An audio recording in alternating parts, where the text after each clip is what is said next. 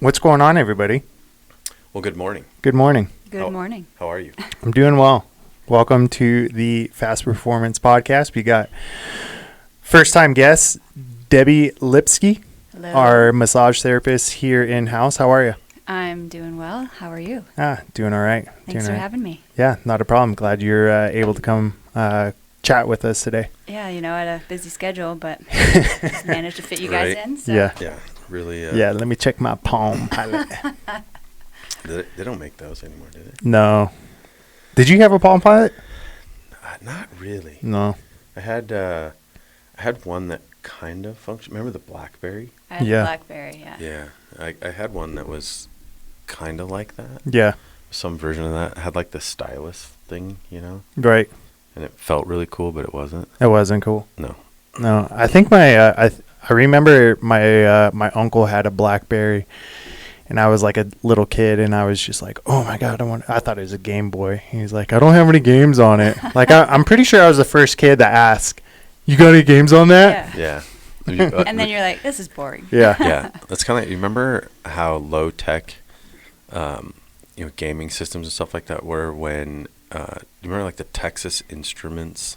Oh, yeah. We had the original Atari. The calculator, though. Oh, the remember? calculator, yep. And you could there was like a 100 different buttons on there. Yeah, a Pong level game that you could play on that thing somehow. And I wasn't even smart enough to figure Snake. that out. Did you guys ever play Snake? You remember that one? No, know I was that. gone that day. Oh. You didn't go to that one. No. So anyhow, well, what are we talking about today?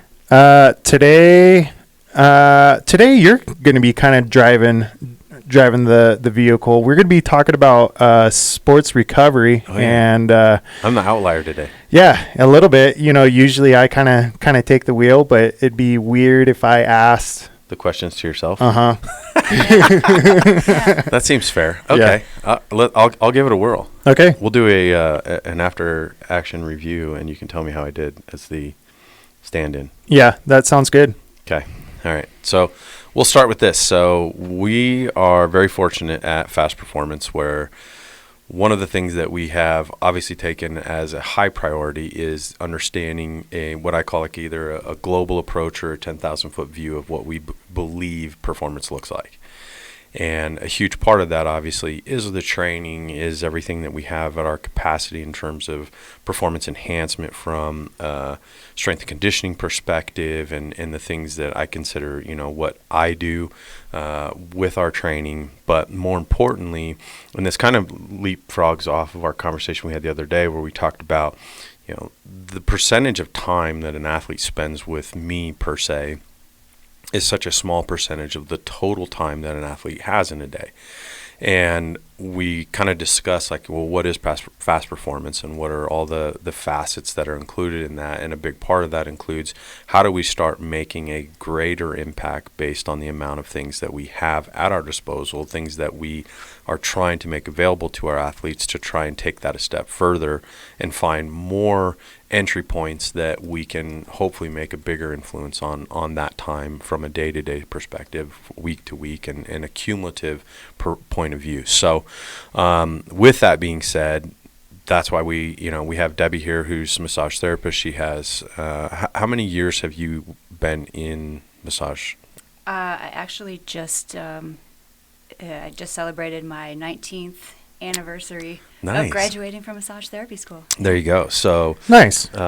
So as you can see, experience-wise and everything, you've seen a lot of trends throughout the course of your career, I'm sure, of where things are going as we kind of start into this conversation, and we'll kind of get into that as well. And then Scott, on my right, is our athletic trainer and kind of manages operations within our recovery center that we'll talk about a lot of the services and things like that as well. But Scott's been with me and around me now as far as what I've done for how long? I want to say it's been 2.5 years, maybe I'm going to say it's been longer than that. 3. Probably for sure. Yeah. Okay. Probably 3 for years. Sure. 'Cause Yeah. we've been Mammoth 2 full seasons. Right. So that's 2 years. Right. And you reached out to me probably almost a calendar year ahead of that. Okay. right? Yeah. Right. Yeah. So Scott and I met actually through one of my coaches, Pat Nolan, who hopefully Pat may listen to one of our podcasts someday. We got to have Pat on. We'll have him on here. Yeah. That'll be some comedic relief as well as maybe a snippet of education. But Yeah. Pat and Scott met probably a year prior to that at, I believe it was a play conference. No, it was at it was at the National High School Strength Coaches meeting, like regional. No, it was a state meeting there at Valor High School. Yeah, I knew it was something like that. Yeah, and at the time I was in the high school setting, so I wanted to kind of check it out, and I think I was like the only athletic trainer there. Right. But whatever. So, and through that conversation, there was kind of some follow-ups where Pat and him had some discussions and things like that, and then reached out and said, hey, kind of come spend some time. Love to hang out and see what you do, and things kind of manifested from there. So, and here we are. Yeah, here we are, hanging out and working sports recovery, working with the Mammoth, and yeah, man, it's been an interesting journey for sure. Right. And you, on the other hand, we met a little, obviously, more recently, and through a mutual connection of ours, Dave Williams. And Dave is someone who, in our previous facility, used to bring a bunch of his rugby athletes over.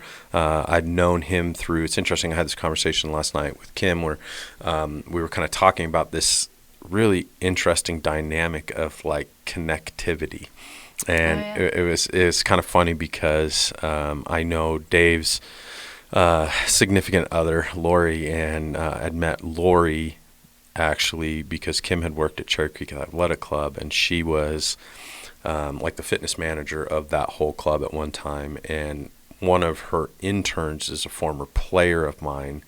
And then I met Dave actually through a colleague of mine who at the time I didn't realize that he was connected to Lori. And, so it's just interesting how things work. But you were introduced to me by Dave, and Dave and I have known each other now for quite a while. I mean, I would say probably at least 5-6 years or more. Okay.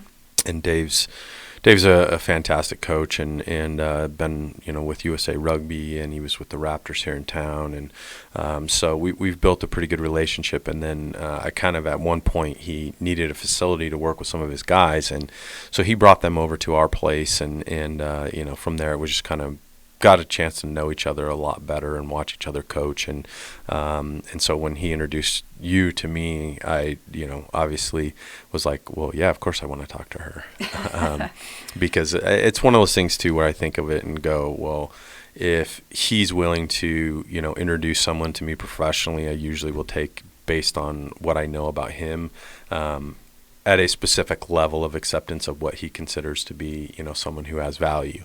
And so that's kind of where, we met originally. And of course, I don't know. Did you know, before our introduction, you probably never knew me from Adam, I'm assuming. No, never heard your name. Yeah, that's awesome. Thanks. No, sorry. I'm just in a different world than you are. Right. Yeah. I'm in the same world, but different. Right. Try to have your mouth like at least a fist Is away. This better? Yeah. Okay. Yeah. Thanks. Scotty's he's the our resident expert. Yeah. Technical I director. just know, no, I wouldn't call myself an expert. I just know what to search in YouTube. Yeah, he's a good Googler. Yeah, I'm really good at the Google. So yeah. So anyhow, knowing a little bit about myself and obviously a little bit about Scott as well, let's get more into like where did your path start as far as how did you choose massage? What's your kind of lineage? It's interesting. So I went to Indiana University for a psychology degree.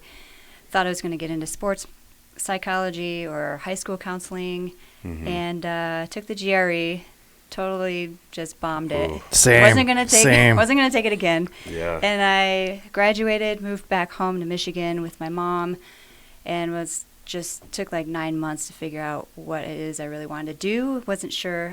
I was passionate about psychology. So I knew I wanted to work with athletes in some way. And so I was... That's a very common trend. I think a lot of people end up with that broad idea. Yeah, the broad stroke is, I wanted to work with athletes somehow. Right. Mm-hmm. Yeah. So at the time, we didn't have internet in my house. So I was going to the library and looking on the computer and just Googling sports massage This guy still goes or to the sports library. jobs or jobs with athletes. Yeah. And sports massage came up, and the school out here, the Boulder College of Massage Therapy, they had an internship program where you could work with the athletes at the University of Colorado, as well as interning with the Colorado Rapids soccer team.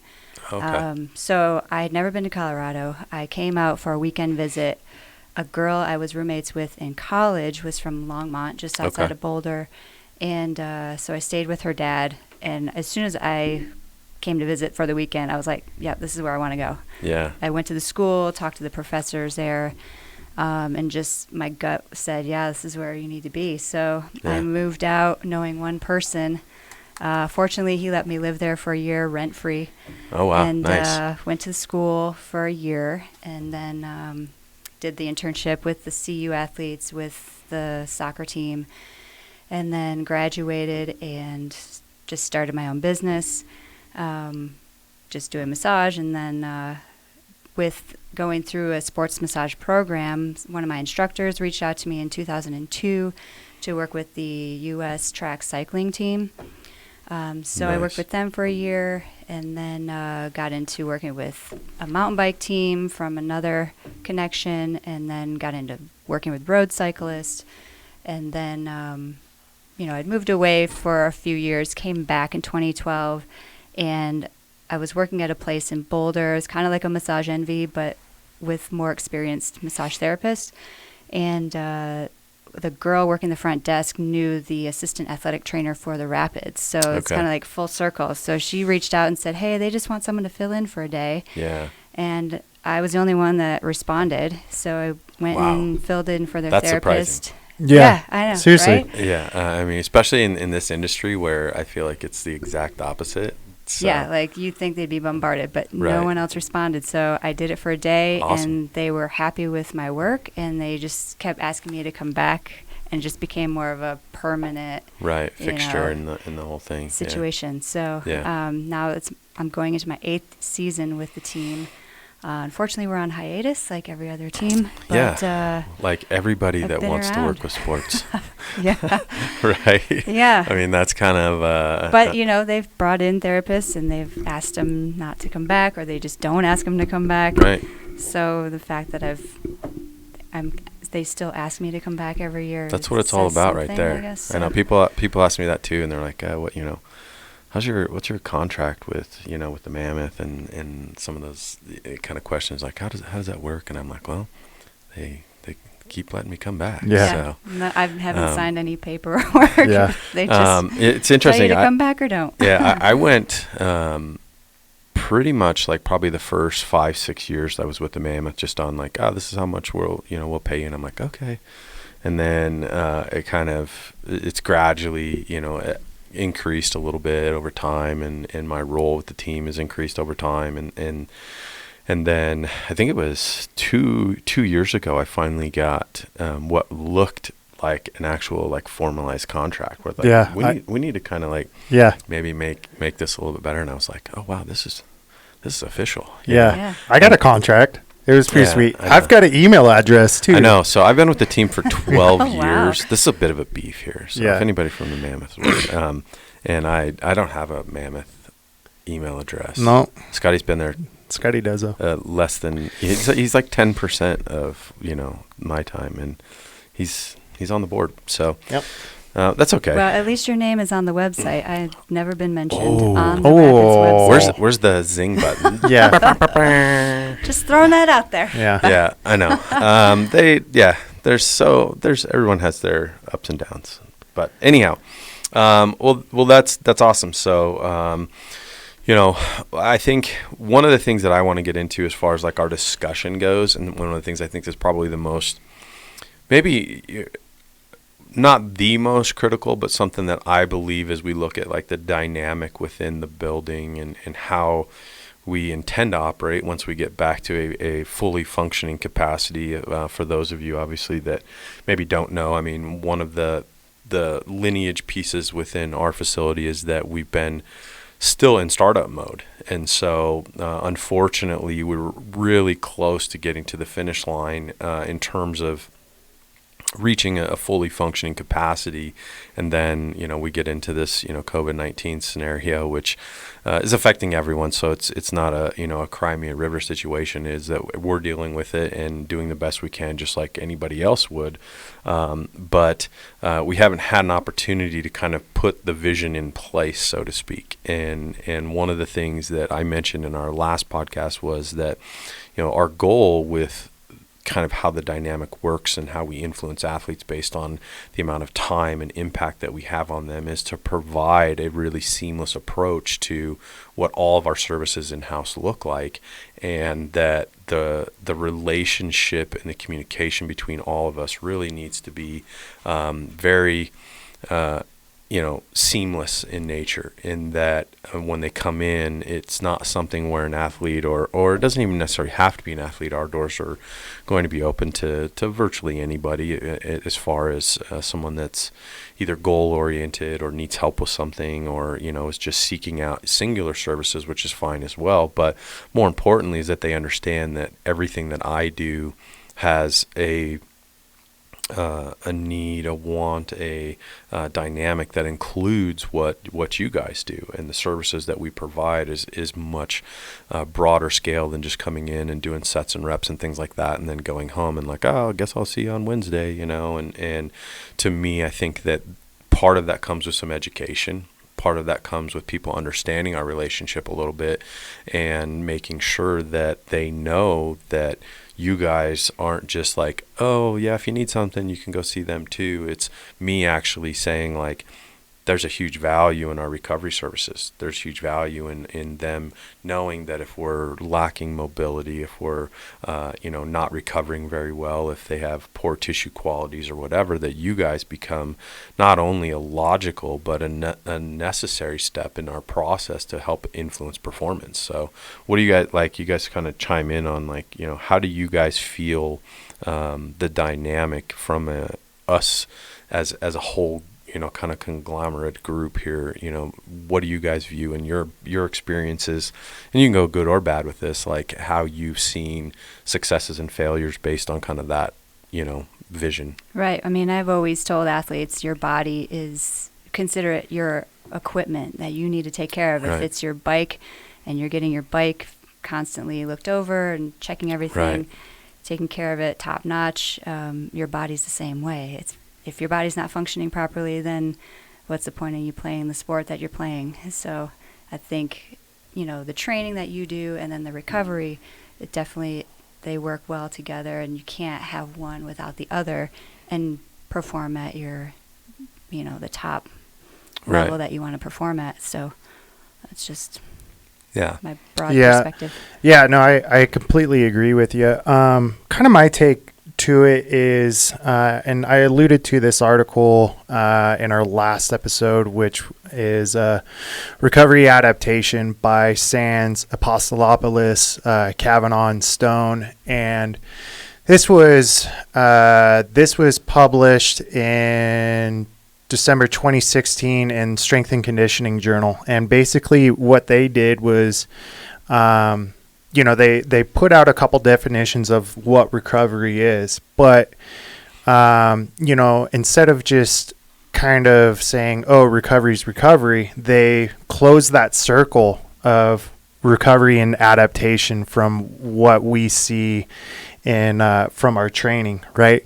And really hit the nail on the head with, explaining a couple of the ways that our body predicts training and, tries to predict what we're going to do next. And our model of prediction is hypertrophy and adaptation for whatever training mode that we do. And we have to have that recovery aspect to it to make sure that what we're doing in the weight room or what we're doing out on the field, wherever you're training, is coinciding with that. And so not only do we have to think about the sets and reps for our training, but we have to think about how are we going to mobilize some of the tools and some of the techniques that we have at our disposal, or if you're at a college at your disposal there,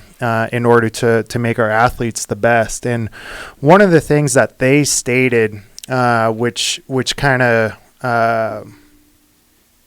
caught my mind or caught my eye, was the amount of tools and resources that an athlete has in a Division I or wherever they're at professional.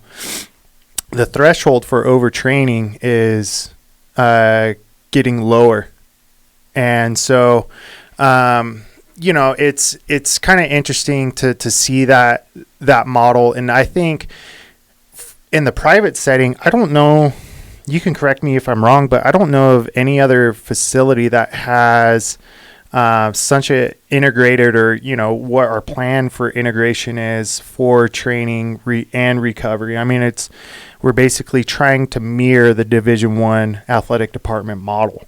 Right. Yeah, I would say that's pretty accurate. And I think that there's also a trend right now that is moving towards, what we're hoping to accomplish. And I think that it fits into this conversation, which is we've definitely evolved to a point where I believe the emphasis on all of the other portion of training isn't just lifting weights and running. And that we're understanding that the more that we know about tissue tolerance, tissue adaptation, tissue recovery, neurologically, right, lymphatically, whatever that may be, that there are so many other parts of the performance, kind of aspect. And so when I look at, like for, something that's more in your category, if you will, what's your experiences, or what would you say to someone who's like, I train, I lift, I do this, I do that, or whatever, like influencing from your perspective, like what you believe, or your experience, what you've seen with people that do take that next step and say, I need to come see you, once a week. I need to come see you. Like, what do you typically tell people as far as like your part of that equation? Well, I guess with the training, I try to explain, a little bit how their body works in layman's terms, because, a lot of them just go out and just train. They're dumb athletes. That's what I always say. Ride their bike for 6 hours a day, and then you can cuss too if you want every now and then. We're yeah, we can say bad words here. I've only known you guys for like a month, so yeah, it's okay. We don't need to sugarcoat anything here. It's okay. Well, with the professional athletes I've worked with, a lot of times I only see them on the road, so I don't, like the cyclists, I only see them on the road because they all, like the lacrosse team, they all live everywhere, and then they come together for a bike race. So it's hard because they'll show up and say, well, no, I haven't had a massage in 2 months, and then they expect me to fix them in a day. So you're not a miracle worker? Yeah. Mm-hmm. But I try to give them popular belief. I know. So I try to give them exercises or stretching, anything to do that they can do on their own, because I can't be with them every day, every week. They don't all live here in Colorado. So, and then with the soccer team, they have their own athletic trainers. So I'm only just a piece of their recovery. I'm not their like go-to, giving them their regimen every day. I'm sort of giving advice, but not not responsible for their treatment overall. So I don't know if I'm in the same realm as you are with your athletes. Like, people pay you to train them. Are you seeing more folks proactively now that the mindset is starting to change about recovery, and more people are starting to figure out, like, hey, I need to get this done to make sure that I can perform at the best level? Or is it still mostly reactive from like, oh man, my shoulder feels like crap, my back feels like crap, or what do you see as far as that? Half and half. Yeah, half and half. I am seeing more people come in like on a regular basis, not waiting till they're injured, even though sometimes they come in and I say, well, is there anything you want me to focus on? And they feel bad, like, well, I don't really have anything, just want a massage, and that's okay too. Yeah. I think it's better to have that proactive mindset to, take care of things before they get really bad. Yeah. So people tend to overdo it with their training or whatever. Yeah. Now, and there's like 3 or 4 things pop into my head there, and I think about, just our population as a whole. We could get into discussion of, say, like, have you seen an influx or an increase in the amount of general population people that you see based on, activity level? Obviously, being in Colorado has maybe some slight differences based on what is perceivably and statistically speaking a much healthier, much more active population. And, like you mentioned, Boulder and being somewhere close to there, there's definitely, I believe, a much higher propensity for people to be much more active. But also things like, we could get into discussion about CrossFit or something like that. I mean, are you seeing way more people that are, your general population that seek you out beyond athletes as well? For sure. I think I actually see, I'd say maybe 60 to 65% are general population, people working at a computer, not sleeping well, just stressed all the time. And I've noticed since I first started doing massage therapy in 2001, an increase of insomnia, headaches, tension in their neck and shoulders. Since I first started more people are working at a computer all day, looking at a blue screen. An increase of insomnia, being affected by the electromagnetic frequencies coming at you, and just more stress. Feel like as things have been faster everywhere. paced. Yeah. yeah, exactly. But I think massage has definitely been helpful for people to sleep better. It's not the end all be all fix it, sure. But it's what I've noticed, like a trend over time as far as just people in general have issues sleeping, just more stress, it seems, than there was 19 years ago. Yeah, we talked about that a little bit just with athletes in general. Like you just mentioned, that the threshold, the stress threshold, an overtraining threshold, being lower. And I know a presentation that I've given numerous times. In fact, I gave it at the NSCA TSAC National Conference last year, was a global approach to programming. We talked about all the program variables, and one of the caveats within that is that I discussed that stress is stress, and that when I look at an athlete, and we talked about in one of the previous podcasts where we were discussing the fact that the amount of influence that every person has today in terms of access, whether it's, like you said, computers, phones, homes, social, work, training practice, however you want to slice it, like it just seems, and maybe it is perceivable, that the amount of stressors that kind of influence us on a daily basis are much greater than they used to be. And some of it, I think, is technology. Some of it is accessibility, being that it's really difficult for people to detach, so they don't put their phone down at night, and like you said, now they don't sleep well. They are stressed because they can't escape emails, they can't escape text messages anymore, they can't escape a lot of the things that tug and pull at us. And now does that influence what our overtraining is like, because it's compromised us? And now we go into train and we're already at a deficit that maybe we didn't have before. Like, what do you guys think about that? Yeah, no, I think that's exactly right, man. Stress is stress, and our athletes, and you could see me checking my phone, but that's to make sure that we're running okay here. But I've got a little 6-month-old baby now, and if he gets up at 3:30 and I check my phone, just no, like I'm screwed. I'm done for the night. Like I might be able to go back to sleep at 5:30 and wake up at 6:30, but I think just the amount of stress and being on demand from everybody is just crazy. Like People that have like 2 cell phones for work. That would kill me. I did for a while. And I had to get rid of. I had a business phone and I had a personal phone, and at one point I basically said, "No, I can only do one." Or it'd kill me. Yeah, I put my phone on airplane mode, and I don't even have it next to my bed. It's tough to do. I actually wear an eye mask at night because I have light coming in my window.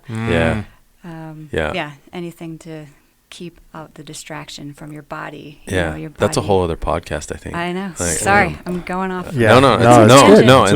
But it's interesting because these conversations manifest into, thinking of like how broad the spectrum is for all this stuff, right? And at the same time, I also believe that there's a lot of difficulty in just being aware, right? Like being aware of like your habits, being aware of how you're being influenced, being aware of things that you're doing good, bad, or indifferent, and how cumulatively, like you said, over time, they either going to create positive or negative potential outcomes. And it's hard because I think, we preach this all the time to players where we talk to them about some of these things, right? Like what they eat and, their sleep patterns, and trying to get into routines and habits that are positive as opposed to negative, right? And so, let's kind of maybe turn the conversation just a little bit and talk about like relationship wise, like what's been what you guys believe to be your most like positive indicators or dynamics as far as like, being in the rapid scenario, from a high school perspective or Mammoth perspective, like what do you feel is most beneficial to you guys, or what you've seen or experienced as being most beneficial as far as like enhancing or maximizing what you feel is like your impact or your ability to kind of influence some of this stuff? Well, I am trained in something called Neuromuscular Activation. It's a form of muscle activation technique, and I found what I learned from that course was that any form of stress on the body can turn a muscle off, can disconnect that signal from the brain to the muscle. So it could be chemical stress, physical, emotional. So what I do is I'll muscle test certain muscles based on what injury the athlete's coming to me with. There is a series of muscle tests, and then if I find a muscle can't contract as I'm putting pressure on it, I palpate the muscle and I get it reactivated again, get that signal from the brain back to the muscle, reminding the brain that, hey, the muscle's here, it can be used. So that's just one technique I use as far as addressing the stress issue, because, at the professional level, they're training so hard, they're putting so much stress on their body physically, right? That's just one tool I have to use to address that issue. Obviously, relaxing the muscle tissue with deep tissue work helps to, get blood flow to the muscle, get more nutrients to help the muscle heal faster. Just, the basic benefits of massage. But that's what I've found as far as what athletes are coming to me with, the stress that they're putting on their bodies every day. So that's just been a benefit that I can offer to them. Right.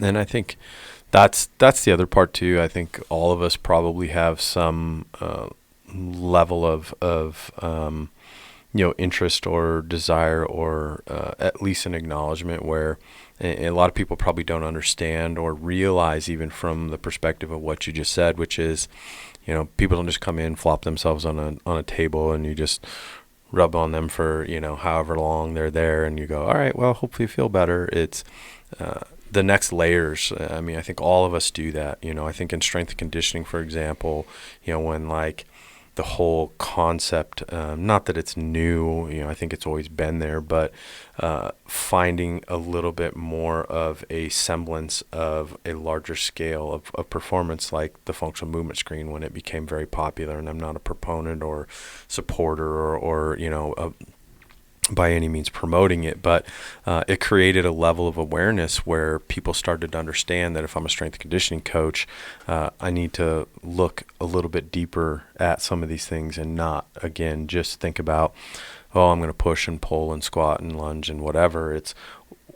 I can scream and yell all I want to tell someone to do a squat, lower or from better positions or whatever, if they're incapable of that, I have to figure out other methods and modes of trying to improve some of that stuff. And like, I think that's kind of what, you touched on a little bit. It's like you're taking what you know and what you've been, schooled in, and saying, all right, well, this can't be the only thing I know. I have to actually continue taking that maybe a step or two or three further and finding other modalities that work with that. And I know, Scotty, for you, recently, like, you started getting into, instrument assisted stuff and cupping, like it, hate, or indifferent, whatever. But, talk about like some of the things, because I know you've kind of done some of that as well recently, and saying like, yeah, I can do, my job, but there's more to it. How do I influence it more? Yeah, so I kind of want to get back to the first question about my approach when I was in the high school setting versus kind of where I'm at with the Mammoth. And in the high school setting, the three biggest things, or the three biggest conversations that I would have is, what'd you have for lunch? How much water have you had today? And how much sleep did you get last night? Right.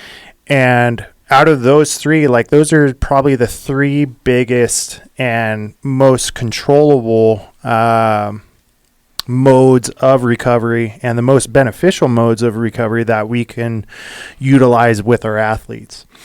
And so a lot of our conversations would go like this. What would you have for lunch today? I had a hot Cheetos boat that had chili and cheese sauce on it. Tasty. Yeah. So, that's not helping you out. And then, and then, where do you get that, buddy? At your local high school cafeteria, unfortunately. Yeah. And then at the school that I was at, it was a kind of a lower income, socioeconomic, school and neighborhood. And so a lot of these kids relied on school-based lunches or, district-based lunches. And those items aren't usually the healthiest, or they don't make the best choices if that's your only choices. So, I try to talk to him like, hey, like, you can afford an apple. You can afford a couple bananas. You can afford a couple grapes. Like, throw those in your backpack. Get some trail mix to make sure that you have energy throughout the day so that we can kind of perform during practice. Same thing too, make sure you have a water bottle with you, or if you want to borrow one, sure, I'll let you borrow one, but you have to give me like a cell phone charger for collateral, or, something that they cared about, so I can make sure that I have my water bottle back. That is a hefty ask right there. Yeah, from a teenager. Yeah, well, I ran. Yeah. And then, talking about sleep, like sleep with the with teenagers, and this goes back to being on the phones and, being on demand and checking social media or playing video games and stuff like that. Like, well, what time did you get to bed? About 10 o'clock. Okay, what time did you go to sleep?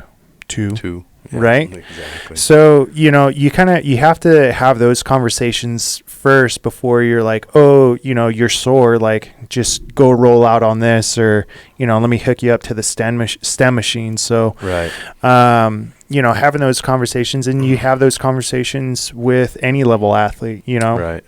Like we check sleep quality for our guys, right. And, in regards to using like the instrument assisted massage tools and the cupping and stuff like that, look, those are all really great tools. But then again, like, I want to make sure that I'm having a conversation with our athlete of like, hey, what's really bugging you? Trying to get down to the root cause and not just the whole picture. Right. Trying to get the whole picture. And then, with all the recovery tools that are out there, you could be spending thousands of dollars on the Normatex, the scraping tools, the this, that, and the other doodad, which are great. And, it all comes down to like what works for that athlete. I know there's evidence out there that shows, or there's studies that show that scraping doesn't really work. And then on the other side, you can find research that shows that it's the best thing for you, right? Right. I think we see a lot of that, especially in this conversation. For sure. Like when we do our tactical course, and we get into some of these things. We talk about recovery strategies and stuff like that. And I'll always just like throw it out there to, all of our attendees goes, is foam rolling good or bad? Right. And people like get this like, oh crap. Like what side of the fence are you on? What am I supposed to answer here? Like which one does he believe in? Right. Yeah. And it's funny because it's a toss up. Our conversation even this morning where JC was talking about the placebo effect. Right. Right.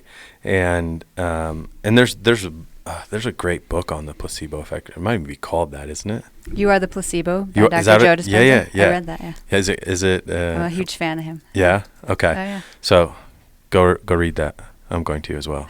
Yeah, You Are the Placebo. You can borrow my copy. By Joe. I'll be sure to sanitize it first. Dispenza. Yeah, there you go. There you go. And we, if he's listening, we'd love to have you on the show. Yeah. Absolutely. Or I've actually taken his online course. I've read Outstanding. You Are Becoming Supernatural. It's another book he's written. But there's a lot of validity and a lot of support for what those things mean. And I'm not saying by any means foam rolling is that, but it goes to show you that if I always tell people, if it makes you feel better, perfect. If you don't think it helps, then don't do it. Yeah. And there's also parts of that where we know that we have ability to influence things, and we say, hey, this is something you need to do, and here's why, and I don't think you necessarily just take that as a black and white, right? Because there are some things, like if we have the ability, we want to make certain things non-negotiable, right? Like, this is what we do, this is how we do it, this is why we do it. And we always talk about like the why factor. If you can't explain why you're doing something or why it may help or why it's included in, whatever it is you're asking someone to do, then we probably need to evaluate it as, a mode or method of any type of training or recovery or whatever that would be. So interesting, definitely that you kind of bring that up. And I guess the next thing that I was going to ask is one of the things that I see a lot of right now, and I was just thinking about this with an athlete that we had in here before, we ended up kind of being in shutdown mode, was an athlete that came back, and we're working on him. He's been struggling with some knee issues, and we get through kind of his first day. You did an eval on him, did some work with him, tried to identify some mechanisms going on, worked out with me afterwards, which is a nice dynamic as well. And ultimately, working towards, all right, we'll do all these things. And then, oh, hey, let's, have you, see Debbie and work you into that equation as well. And we're building a better profile for this kid, but turn around. And the first thing that he wants to do as soon as he's done on day one was, yo, dude, could I get in on the Normatex? And I'm like, you didn't do anything that warrants the use of that at this point. Like what? And so one of the things because it's so popular right now. Oh yeah. Yeah. Well, it looks cool on Instagram. Like makes you look like you worked hard. Yeah. And so the one thing that I found with the recovery piece is we actually are getting a lot of people that are really bought into it. Athletes love it because I can go sit in a chair with these things and do nothing. Someone can do it for me. I can go sit in a hot tub. Cold tub? Not so much. That's painful. I don't really like that, right? Oh, sauna? Yeah, I'm in on that. That sounds great, right? But I think the most important thing that comes to mind with all that is like education. Like, how do you guys, to me, going back to the why factor, I always try to let athletes know why I want them to do something, right? Like, how do you guys try and create that connectivity so that, number one, we want them to be excited about doing these things, but at the same time, we need them to understand when, why, how, the integrations of some of this stuff. Like, so what do you guys, have you guys found as like good modes of like that connectivity? I don't know. I mean, most of them come in with an issue that wants to be addressed, and that is like the main goal that we have. So then I basically explain the different tools that I offer, why they would be beneficial to getting to that goal ultimately. And then, for what I do, obviously people are going to lay on a table, just let me do what I'm going to do with them. There's not a whole lot of, active involvement unless they're doing muscle activation part. But I don't know. I just have a conversation with them about, what is your ultimate goal here? If you're trying to get over an injury, you're trying to, get more flexibility, your range of motion. This is what I can do for you, and this is why, and this has been my experience with other athletes. I try to explain, compare them to what's worked in the past with other people. I think if they can relate to someone that's been through something similar, they feel like they have a little more trust in the fact that it's going to help them attain that goal. So, right. I think you're probably in a much better boat than him. Yeah. If they had to choose PT over massage, I think. Yeah, for sure. Oh, if massage, I just have to go all the time. If I just have to go lay there and you just like, I'm gonna. It doesn't always feel good. Right. That's true. We'll let's table that one for next. Okay. Yeah. Scotty, go. Yeah. I know. So it's, again, having a conversation, but really knowing why you're doing something and what is, I don't want to say what is wrong, but like what's the issue here? Right. If somebody's got some limited, we'll say a baseball player, like if somebody's got limited external rotation and internal rotation, here's the problem that I see. And here's what we've got to do about it to try and correct this problem. And the reason that we want to try and correct this problem is because I don't want you to have a labrum tear, or I don't want you to have some sort of overcompensation somewhere else where, we might end up with like a Tommy John or, an injury somewhere else. So like even though what we're doing at the time, be it a stretch or a mobility exercise or, something that's not really, a part of the problem, but a part of the chain of problems is something that you want to identify and again, look at the athlete holistically. And then on the other side of the coin is sometimes you have to give in or not have to, but like you worry about the psychology of them. Say if it's game day and, somebody's like, can you stretch out my hip? Can you do this joint mode? Can you do, this, that, and the other, tape this up? Sometimes it's like, you don't want to have that conversation of like, well, I don't really think you need it. Yeah. Why are we doing this? Psychologically, right. Just like, it's like, okay, all right, man. Oh yeah, this feels good today. Like you're good to go. You gotta have to know that situation. That's a different kind of massaging. you're massaging their emotions. Yeah, for sure. Oh, trust me. I mean, you and I've had that conversation too. I mean, I had a player that I used to spend like an exorbitant amount of time in our preparations for games and weekends and stuff like that, and ironically, I mean, a lot of that would be me taking them through, mobility work and doing like PNF work and stuff like that. And at the same time, I always be like, "Oh man, you feel great today." Yeah, you feel good. Like, let me pump the tires a little bit here, so that mentally I get you to a better headspace that's going to hopefully yield some more positive effect here. Yeah, and at the same time, like you just, I know this can be kind of a trap for athletic trainers that work in a setting where they're seeing a high volume of athletes or of patients and just like stem and ice it cookie cutter cookie cutter.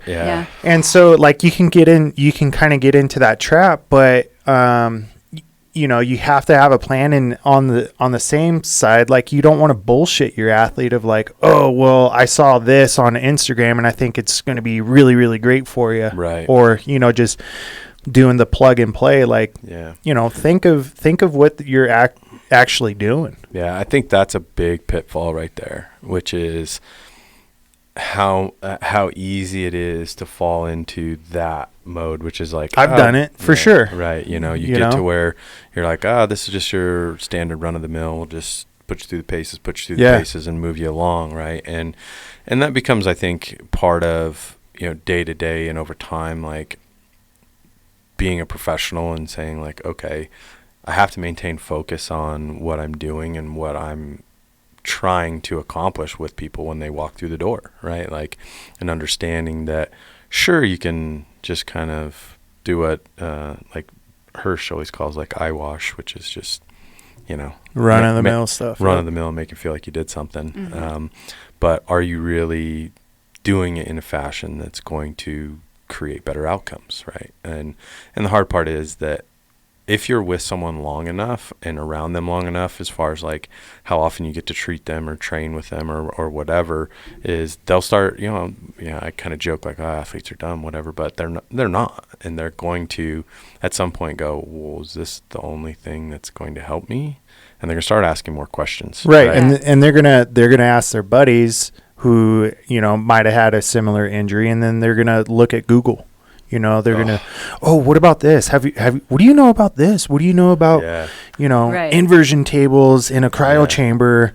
I got asked that question on a podcast last week. I did another podcast with Ryan Carroll on Bridge Athletic, which will come out, I think, in a week or two. And he asked me that. He's like, what do you see as some of the biggest differences in, say, a younger athlete to a college athlete or a pro athlete, or in this case, like we also were talking about, like tactical.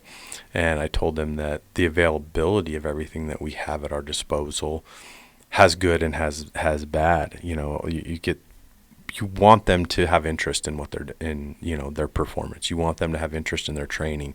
I've always found that some of the best athletes that I've dealt with are those obviously that take it seriously, and that we've talked about preparation, mental preparation, physical preparation, habits, all these things. And we can probably talk for, hours and hours on some of this stuff, because there are so many like layers and overlaps to some of these things that, become valid in the conversation, right? And like, what do you guys view as, maybe some of your experience as far as like some of the biggest negative factors or things that you see that are very common, that, come through your doors most often? Like for you, is it, I think there's a lot of trends. We always talk about like, what's the most common injuries? Backs, knees, shoulders. Right. And more importantly, what do you guys view as like what you see the most or work with the most? Maybe, I don't know, you guys can run with that maybe. What injuries or what treatment do they seek? Yeah, either one. All of the above. Well, as far as the soccer players, obviously groin injuries, hamstrings, low back issues. Same with cyclists. I mean, they're both lower body, mostly using their lower body for what they're doing, even though their full body's some point making contact with the ground or pulling themselves up a hill on a bike. But you see the same injuries, but different people respond different to different treatments. So for me, being an athlete myself, I have always been a proponent of just trying different things, doing the research, of course, finding what makes sense to me, trying it. If it doesn't work, then I don't do it. If it does work, then I do. But I'm never pushing one thing on the athletes to just do this or just try this, but figure out, like you were saying, what works best for your body, because different people respond different. Like dry needling, not my thing, but like pulse electromagnetic frequency treatment is great. The infrared sauna has done well for me. Getting regular massage, acupuncture, chiropractic, all those things work well for my body. But some people are just anti-chiropractic or whatever for their own reasons. Right. So again, it's psychological, working with what limits, especially professional athletes. At that point, they feel like they figured out what their protocol is going to work and what's not. They're really resistant to, sometimes they are resistant to trying something new unless you can convince them that it's beneficial. Yeah. Or they've got to see it over and over again. Yeah, I think that's the tough part, especially as you move up the chain to like professional athletes, is at that point you have to realize how many people they've been in contact with in their career in like our capacities, a strength coach, a therapist, like if they really looked up to a coach in the past, they're going to be like, well, he's always told me to do this and I'm not. Or I've done this, and this, and I found this works best. And then they become harder to influence, right? Yeah. So Scott, to go back to Yeah. So I think, it's going back to the high school setting again is a lot of kids just want that plug and play too, because they don't want to really work that hard. You know, a lot of them don't. A lot of I say that as a generalization, but you know, I view myself as like an athletic trainer that kind of thinks along the more on the lines of like a strength and conditioning coach, where like, hey, no, we actually have to go do something. We have to go to the weight room, or we have to work on our mobility. We have to do something. And you know, it was a lot of times where people are just asking for, hey, could I get this today? Like, why? Right. You know, what's the purpose? And then, that's you know, my favorite. My favorite is, I go back to being in a college setting and how many times you'd have an athlete come in and go like, oh, coach hurt this at in practice yesterday. And like, I'm just going to hit the training room. Right. Right. And then all of a sudden, a week goes by, 2 weeks go by, and I'm going like, I'm pretty sure your other 3 limbs still work. Right. Like, yeah. We got to do something. Yeah. My favorite is my buddy Rosie, who tells a story about, the guy who's like, oh, coach, knee just hurts just a little bit. And he's like, I'm just going to go hit the bike. Oh, okay. And then he does that like day 1, day 2, day 3, and now all of a sudden he's trying to do the same thing, which is he's just wanting to be lazy. He wants to skip out on everything else and use that as a crutch but then you like find out like, oh, did he practice today? And they're like, yeah, he practiced today. And you go, okay. And he comes back in the next day and goes, hey, coach, knee's a little stiff. I think I'm just going to go hit the bike. And he goes over and he takes the seat off the bike and he goes, yeah, go ahead. Half hour today? And then he walks off and he's like holding the seat in his hand. Right. And all of a sudden the kid's like, coach, I think I could work out today. And you're like, yeah, that's what I thought.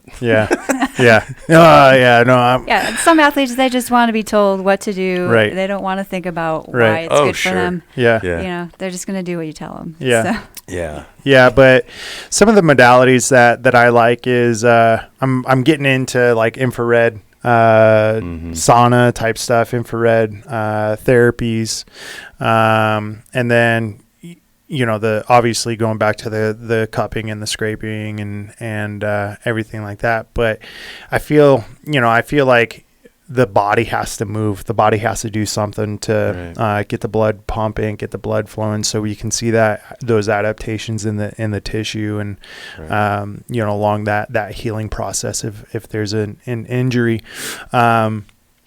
I had a rough time with chiropractors seeing athletes, and there's good chiropractors, there's great chiropractors out there, and there's for sure. There's bad chiropractors out there, and the same as everybody, right? I mean, for sure, right. any profession, in all of our fields, right? Yeah. Like there's not bad strength coaches, are just bad programs, right? Like and the ones that I kind of ran into the most were the chiropractors that would do an adjustment, crack for 10-15 minutes, and then say I'll see you on Wednesday. Oh, by the way, like you're out for a week, you can't do anything.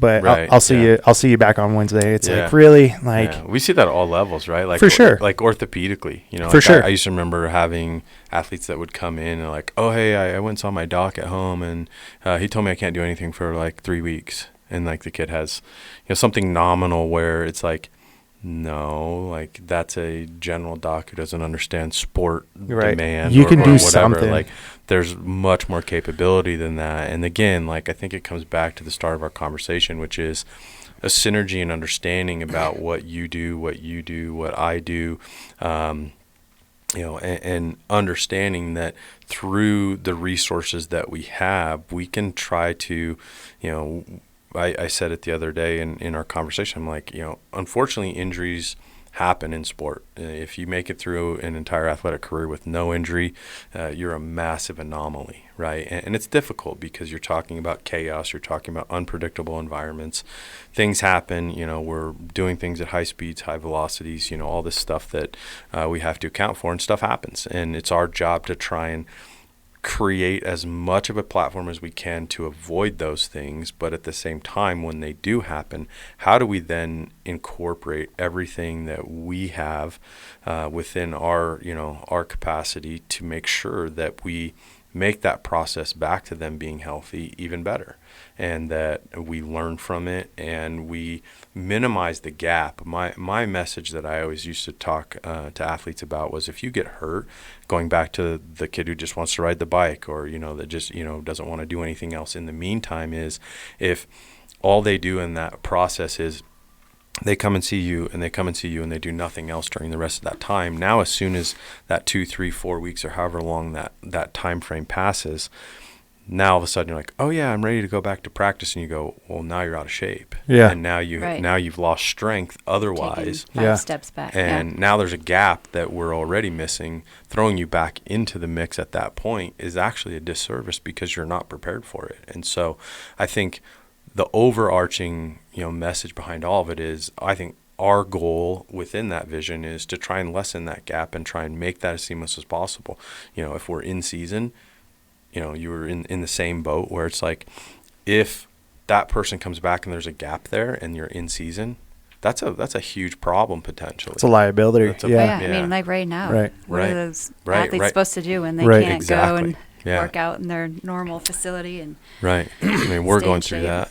Yeah. You're going through that. I mean, it's the same thing. So if this, thing lifts in a month and they say, okay, we can start kind of getting back to activity, my biggest worry is the gap injuries, that's been, kind of wedged into this whole equation, because I know we're going to have a difficult time. It's not feasible to think you're just going to go back to normal that fast from a performance perspective. No chance. Yeah, it stinks. We were on a roll too, man. Yeah, I know. We were rolling a little bit. Get there. I did want to say I'm really excited to be working here, and I've never worked in a facility like this before, where you just have the training and the treatment all in one facility, and to work as a team instead of me referring my clients out to a chiropractor or a personal trainer, physical therapist. It's kind of nice to get to know you guys better at what you do and figure out how that fits into someone's protocol as far as recovering, if they are recovering, or just maintaining what they already have, the fitness they have. And so we're excited to have you. For sure. Thanks for having me. I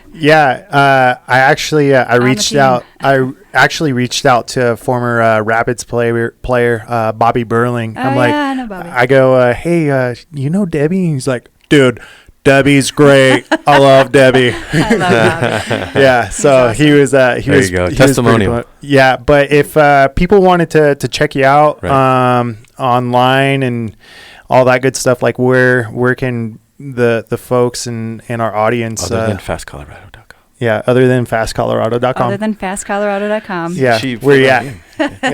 You just go to debbielipski.com. DEBBIELIPSKI.com. Perfect. And we'll put that in the description and show notes and all that good stuff too. 100%. And obviously we love to hear your comments, any questions that you have. If we missed something or want us to cover other topics, let us know. We want to make sure that we continue to bring content. You guys will see Debbie in future episodes, I'm sure. We have one more person within our kind of healthcare team, if you will, Derek, that we'll add into one of these conversations. We'll expand on a little bit. There's a ton of things that kind of popped into my head as we had this conversation there. I'm like, oh, we should talk about that. Yeah. We should talk about that. Yeah. And we'll get to those things, but hopefully you guys enjoyed today's conversation. Debbie, thanks for coming. Thank you so much, Joel. Thanks for Scott. Yeah, thanks. Joel, you did good, man. You did good driving. Did I do okay? Yeah. I thought you seemed pretty natural. Yeah, it was good, man. I tried. Cool. Well, thanks again, everybody, for watching. This video will be available for us to watch later, and we will be posting this on our podcast when that gets rolling. So thanks again.